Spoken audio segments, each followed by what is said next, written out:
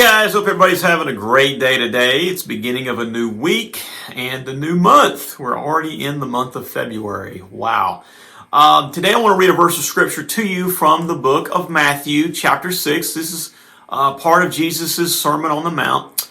Chapter 6, verses 9 and 10. This is part of the beginning of the Lord's Prayer. We're going to talk about the first part of this. It says, "Our Father in heaven, hallowed be your name. Your kingdom come, your will be done on earth as it is in heaven."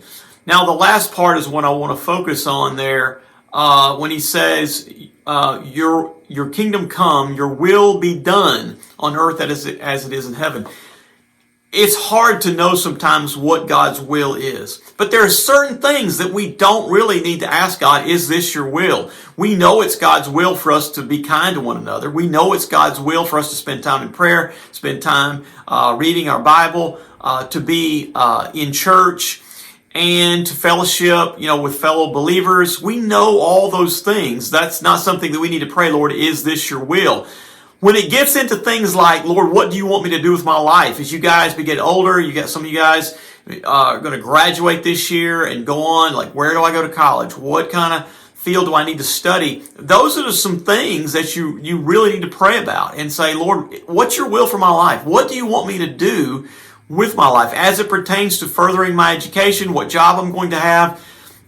Eventually, as you're dating, I hope that all of you, that are dating or want to eventually get married and have a family, that you prayed about that and ask God, what's your will for my life in this area? Beverly tells me all the time that she prayed for me for such a long time.